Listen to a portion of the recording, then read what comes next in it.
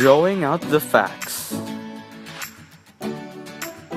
The Fungi Anthology.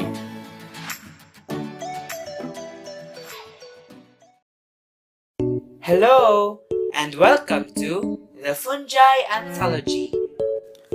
We are answering the question, what is a fungus? We are all familiar with the mushrooms we see and the yeast we use to make bread. But these are only two examples of the diverse kingdom of fungi.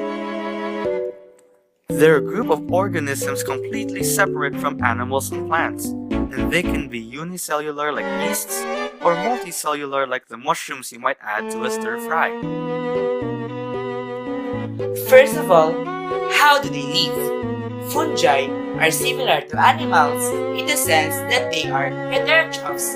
This means that unlike plants, they can make their own organic-based compounds. Instead, they have to consume them from their environment. And fungi absorbs the nutrients they need from anything like rotting wood, leaf litter, and even the skin between your toes. The fluffy mold you see on a slice of bread is the main body or mycelium of a fungus. The mycelium is made up of a dense network of thread-like structures called hyphae.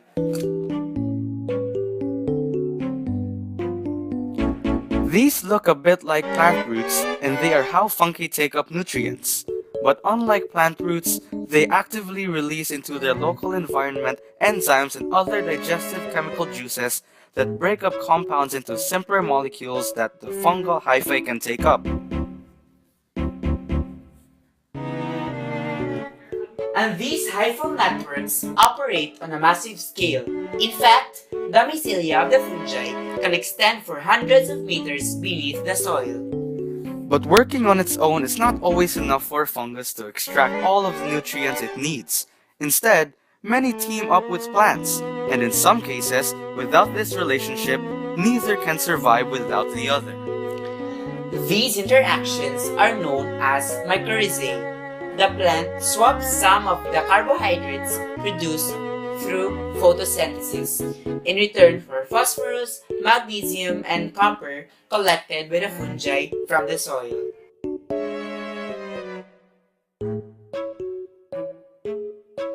Around 90% of all families of plants form these sort of mycorrhizal relationships. From crops like wheat and barley, to orchid flowers to trees like birch and beech. It's been suggested that without their mutual interactions, neither plants nor fungi could have colonized the land.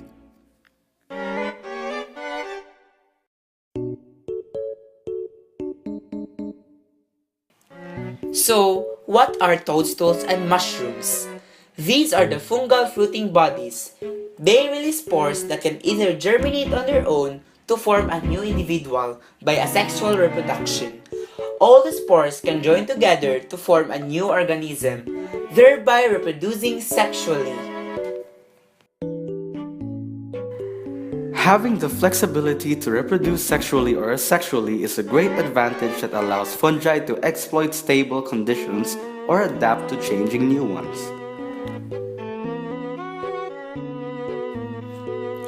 And of course, some of these toadstools are also edible species, like morels, chanterelles, and giant puffballs.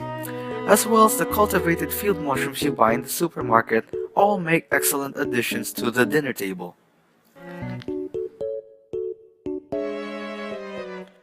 And though we wouldn't advise eating some species because of the psychedelic effects they may have, fungi are an important part of food and drink production in other ways too.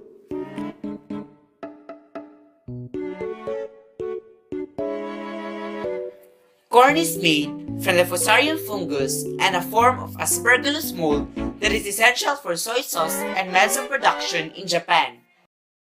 Cheese lovers' lives wouldn't be the same without molds in the Penicillium genus, like P. glaucum to make the blue veins and pungent odors of blue cheese. And of course, we use yeast to turn grains and water into bread, or even potatoes into alcohol.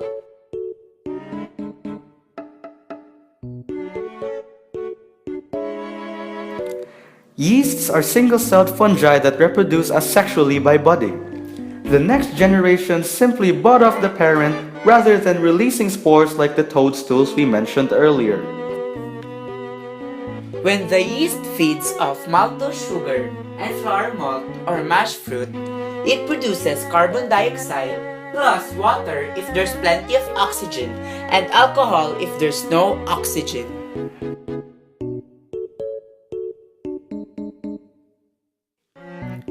Fungi aren't always good for us though. The infection athlete's foot is caused by fungi that feed on the keratin in skin, nails, and hair. Patients with AIDS are susceptible to potentially fatal fungal lung infections. And many women and men around the world have experienced the discomfort of thrush, caused by the Candida albicans fungus. But they can also provide us with the ways of fighting disease. In order to stop bacteria and other fungi from invading their patch, many fungi produce chemicals that can stop other microorganisms in their tracks. And it was by isolating these chemicals that we developed some of our most important antibiotics. Perhaps the most famous fungi-derived drug, penicillin, was developed from Penicillium chrysogenum.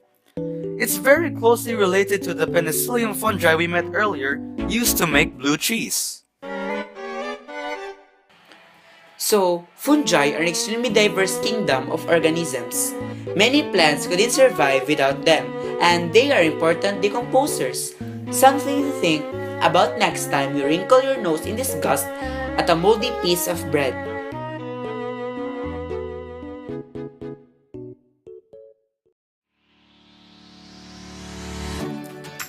That's it for this time to get the answers to more science questions. This is the Fungi Anthology. Drawing out the facts.